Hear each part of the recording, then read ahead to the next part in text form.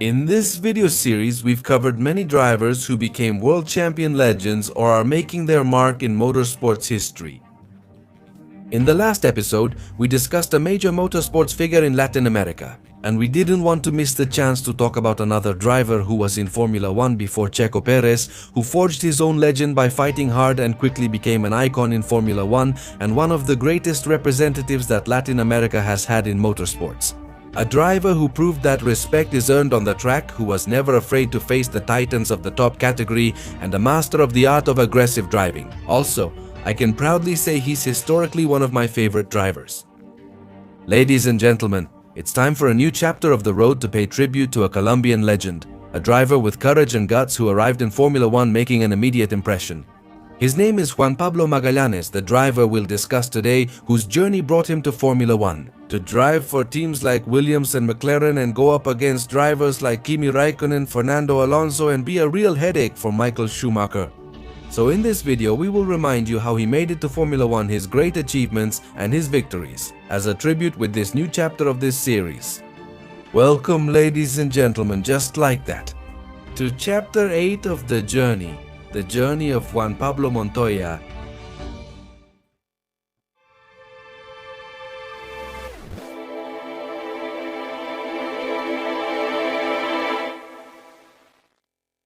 As always, and to start with the chapter of the journey, first we have to thoroughly learn about the biography of the driver we're talking about this time, and his name is Juan Pablo Montoya. Roldan, a Colombian race car driver born on September 20, 1975 in Bogota, is the son of Pablo and Livia Montoya, both Colombians. His father was a huge fan of motorsports and karting. This passion was quickly passed on to his son when, at the age of 5, he gave him his first kart so he could start driving. And Juan Pablo, from a very young age, began to show a unique talent. The problem was that the Montoya family was not wealthy. Paying for a racing career was difficult for a middle-class family like the Montoyas, but Juan Pablo was very talented in motorsports. During his karting days, he won several titles in different categories, including the Colombian National Championship and the Junior Karting World Championship in 1990 and 1991. So his father, seeing his talent, the bicycle,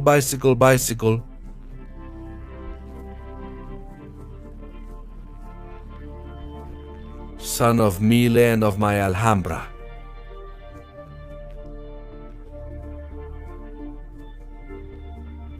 The training pay. He returned to Colombia to share in the formula, relaxed at 1,618 cubic meters each current shift. Juan Pablo Montoya had initially been rejected because he was considered inexperienced and too aggressive in his driving style. Because yes, Juan Pablo had an extremely risky and reckless driving style. He loved to push the limits, make very wild overtaking maneuvers, and show no fear while doing it.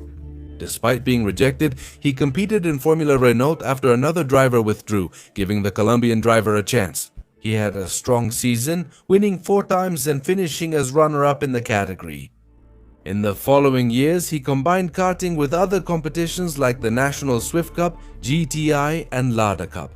Although Juan Pablo was winning championships and doing well in competitions, he and his father realized he needed to leave Colombia to advance in motorsports due to limited tracks and few categories to develop Colombian drivers.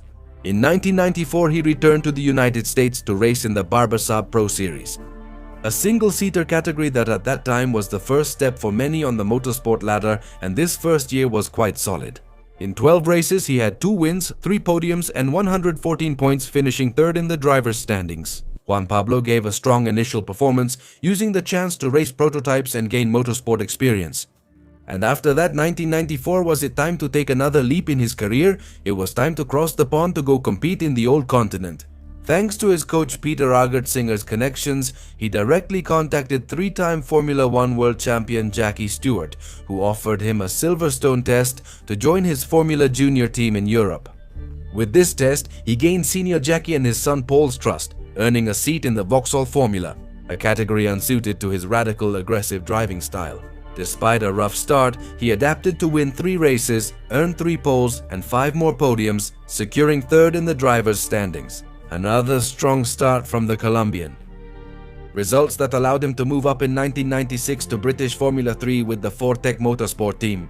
During those years, British Formula 3 was among the top feeder championships worldwide. Strong results here could catch the attention of Formula 1 teams. Juan Pablo, as a rookie, finished 5th with 137 points, earning 2 wins and 3 additional podiums during the season. But it didn't end there. In 1996, he also competed in the Formula 3 Masters Macau Grand Prix and a few World Touring Car Championship races. And with all that experience, it was time to move up in 1997 to what was then considered the Formula 2 of our times. That was the final step before Formula 1, a category called International Formula 3000. He managed to secure a seat with the RSM Marco team, led by none other than Helmut Marko. Juan Pablo Montoya was known for both his aggressive style and strong personality. Because of this, he often clashed with team owner Helmut Marko during the season, as Helmut's personality wasn't exactly sweet either. Despite their personality clash, Montoya finished second in the drivers' standings with 3 wins and 37 points. 5 points earned him that second place, being beaten only by the Brazilian driver Ricardo Sonta and taking home the award for Best Rookie of the season. But this result would not go unnoticed, because it would open the door for him to touch the pinnacle of world motorsport with his fingertips. And the results he achieved in British Formula 3 caught the attention of Frank Williams, the owner of the Williams team, world champion in 1997, who noticed the young Colombian and offered him a test in a Formula 1 car where he would compete against other drivers for the position of test driver for the British team, which was essentially his first experience with a Formula 1 car. After this, he was given the position, having been rated higher than the other drivers who took part in the same evaluation. So from 1998 onwards, Juan Pablo Montoya was the official test driver for the Williams Formula 1 team. This was his first contact with an official team, signing a contract that tied him to the British team. Only that in 1998 he would not dedicate himself exclusively to being a test driver for Williams, but instead combined this role with another season in International Formula 3000. But as I told you, after the clash of personalities between him and Helmut Marko, and after rejecting an offer for Helmut to be his manager, Juan Pablo broke off relations with him and joined Supernova Racing, where he won the Drivers' Championship after a fierce rivalry with German driver Nick Heidfeld. With 3 wins, 5 more podiums and 65 points, he became International Formula 3000 champion on his second try. After this success, Juan Pablo had already reached Formula 1, earning the title in the category just below the top level. It was reasonable to think the next step was joining the pinnacle of motorsport as a Formula 1 driver. He was a former Formula 3000 champion, tested for Williams, and had direct contact with them. But unfortunately for him, things wouldn't be that simple, since Williams believed that Juan Pablo lacked the experience needed to be part of the team. Frank Williams chose to hire Ralf Schumacher and promoted kart series champion Alex Zanardi for the second seat. By then, he already had 2 drivers' championships in American single-seater racing. Leaving Montoya a bit stunned, not only did he see that his Formula 3000 championship wasn't enough to get the seat, he also felt another year as a test driver wouldn't help his career. And it's at this point in particular where Montoya's hunger met his desire. He wanted to stay active if he couldn't race with Williams and couldn't sign with other teams because of his contract, which tied him to the team. In the kart series, Chip Ganassi sought a skilled driver to replace the champion who was leaving for Formula 1. Frank saw a chance to solve 2 problems at once. He arranged for Juan Pablo Montoya to join Chip Ganassi on a 2-year loan, allowing the Colombian to gain experience before returning to his Formula 1 team. Chip Ganassi accepted him. Everyone was happy. And this marks where Juan Pablo Montoya's journey in the top United States single-seater category begins, the kart series. Historically speaking, Chip Ganassi is one of the best teams in what is now IndyCar and in what was once the kart series. Montoya would face the tough job of replacing someone who was their champion in 1997 and 1998. He quickly proved himself, and it took the Colombian just 3 races. He earned his first win in the category at the tough Long Beach circuit, then won again consecutively at Nazareth and Rio de Janeiro. Showing his great ability to adapt and his natural speed, he quickly established himself as a natural contender for the title. He faced the British driver Dario Franchitti in an extremely close battle that was decided in the last race of the year, and achieving no less than 7 victories and 2 more points throughout the season at the Fontana circuit.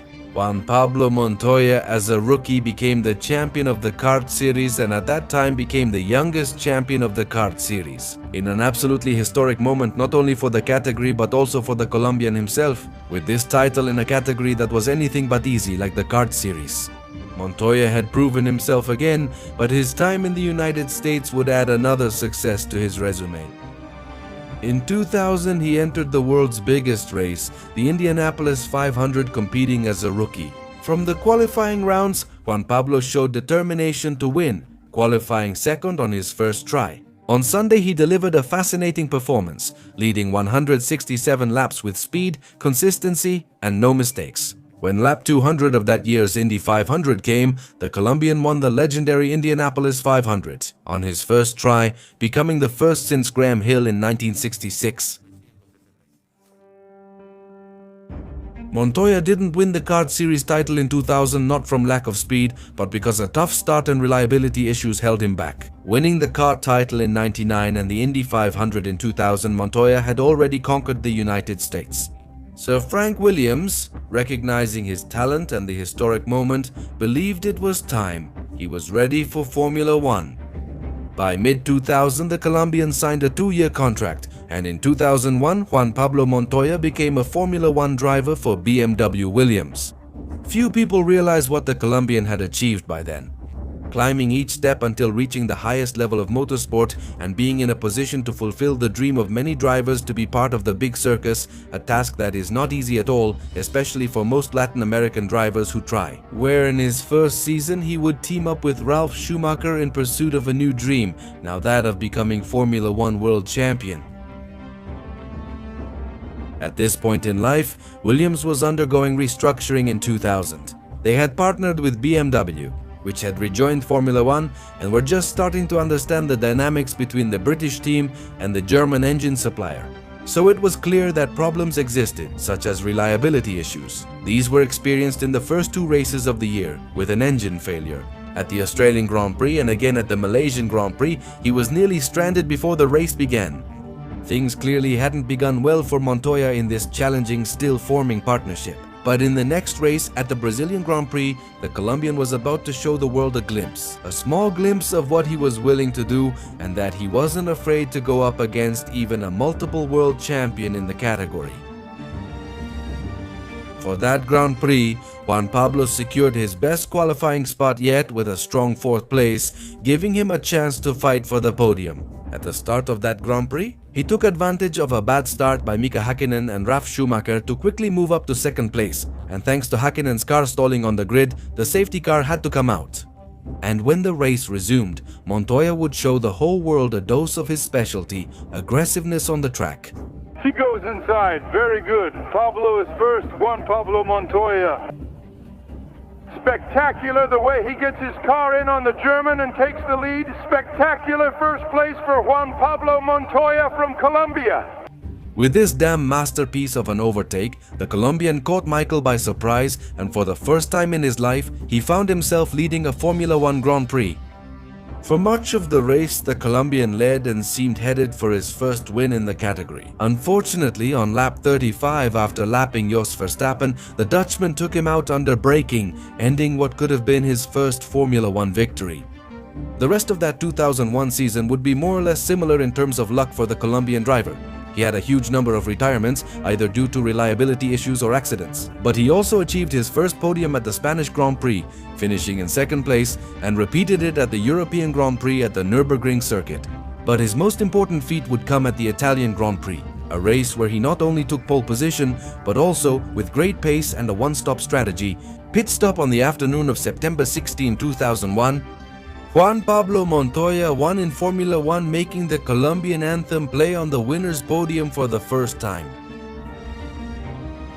Juan Pablo Montoya's debut season included a win, 3 podiums, and 31 points, placing him 6th in the drivers' standings. The Colombian speed and unique, aggressive driving style surprised many drivers on the grid. But when executed well, it was truly a spectacle to watch. Something that would become more evident in the 2002 season where, although victory was out of reach due to the overwhelming pace of the dominant teams, Ferrari achieved 7 podiums and 50 points, which allowed them to finish third in the Drivers' Championship, in a very positive display by the Colombian, which greatly increased his value within the grid of the top circuit. With the right tools, Juan Pablo Montoya looked like a world title contender, showing speed, fierceness, and strong mentality. But he just needed to have a car fast enough to fulfill that commitment. But Juan Pablo would have exactly that in 2003, what he had wanted so much. At least, a chance to fight head-to-head for the Formula One driver's title, having the right tools to do it. After Ferrari dominated 2001 and 2002, the 2003 grid was much more competitive. Ferrari would now face competition from McLaren and Williams BMW, who in 2003 began taking victories from the Italians, in one of the closest and most exciting world championships in the history of Juan Pablo Montoya. That year, a string of strong results propelled him into the Drivers' Championship fight. One of those results was the Monaco Grand Prix that season, where he started third at the first corner, moved up to second, and kept pressuring his teammate throughout the beginning, so that once the pit stops came, he could work with clean air, pick up the pace, build a gap, and work to take the lead of the race. Exiting the pit lane with incredible beastly speed, he secured one of the most important victories in the top circuit. Juan Pablo Montoya won the Monaco Grand Prix, making him the first Colombian to achieve this.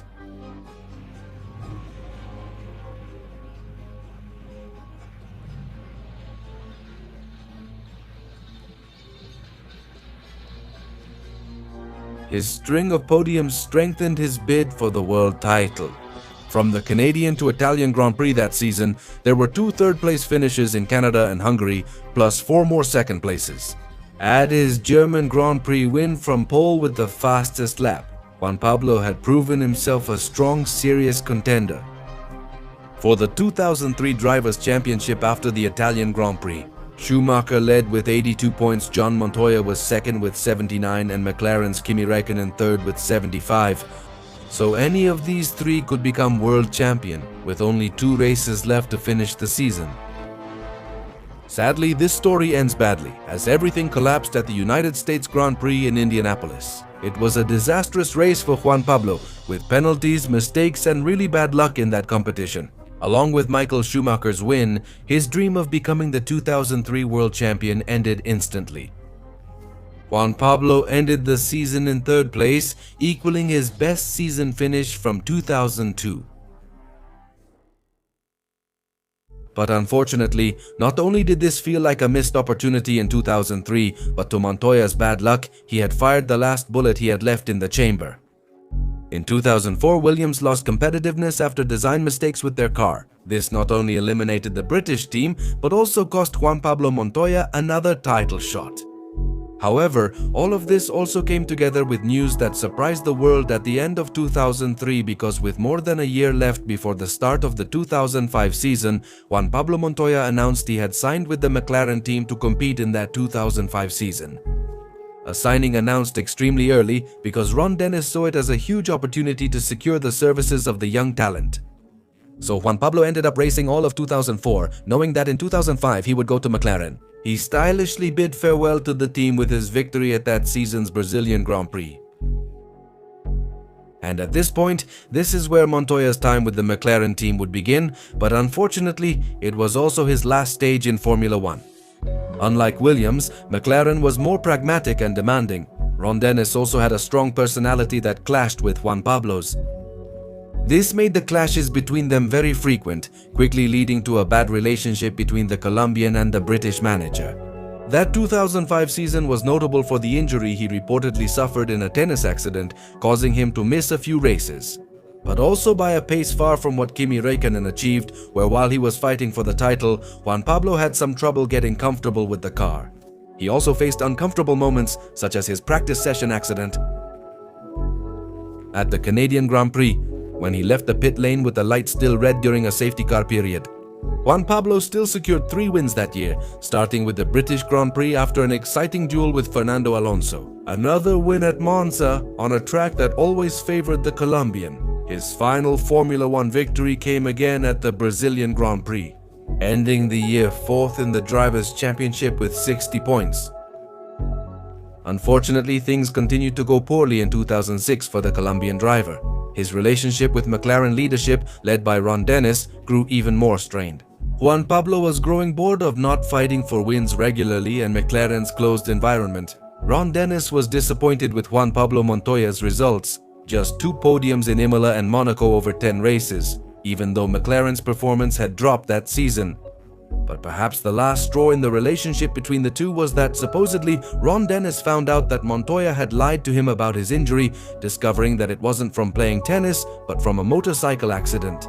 So, without many people knowing it, Juan Pablo Montoya would race his last Formula One race in the United States, where once again he had a complicated race with many incidents. And with Ron Dennis fed up and Juan Pablo Montoya no longer wanting to be part of the team, after that race, both of them definitively broke their contract. This caused the Colombian to leave the top category of motorsport, never to return again in his entire career.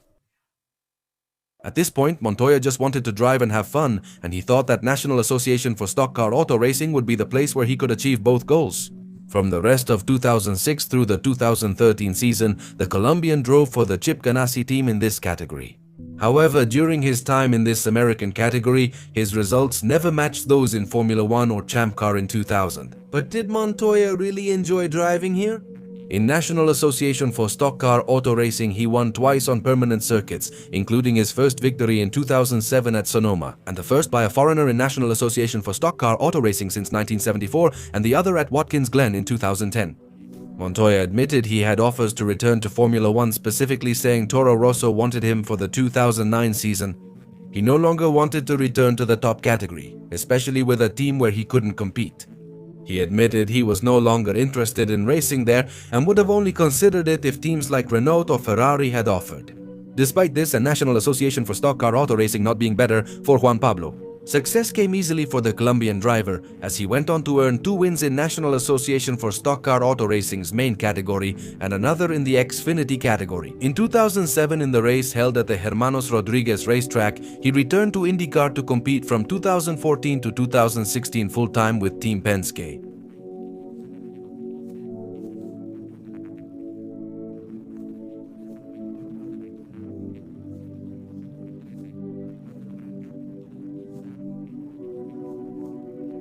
In the race this time P2 Pro A,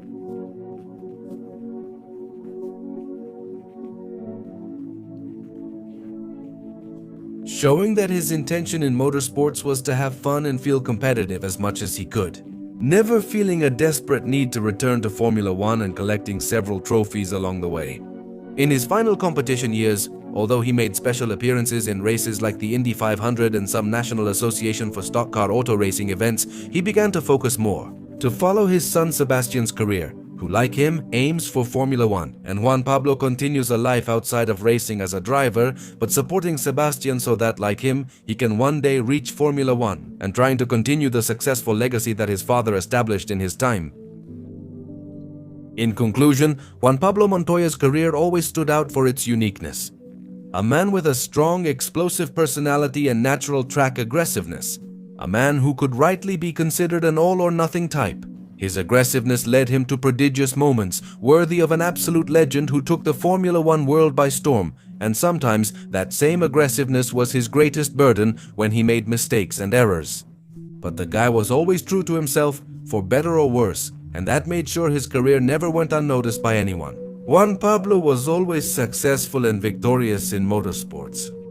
It's a shame his Formula One adventure didn't end well, since he always put on a show on the track. He also proved there's life beyond the big circus and success can be found in other categories. Although I would have loved to see him win a world title, he never needed one to become a motorsport legend in the hearts of thousands. A man who forged his story based on character, talent, and an explosive driving style on the track, becoming a legend of Latin American motorsport who was always known for doing things for better or for worse. Ladies and gentlemen, this concludes the 8th episode of The Road dedicated to Juan Pablo Montoya's career. One of my favorite drivers and a top Latin American motorsport representative. Now, what did you think of this video? Did you know about Juan Pablo Montoya's career? Did you like his aggressive driving? Share your thoughts in the comments. With nothing more to add, I say goodbye by telling you that if you like this video, give us a thumbs up, subscribe to this channel, turn on notifications so you know when I'm uploading a new video, and share this with your friends. Follow us on Instagram and Twitter. Links are in the video description. And we'll see each other soon for more videos from this series of El Camino. Thanks for tuning in and see you later.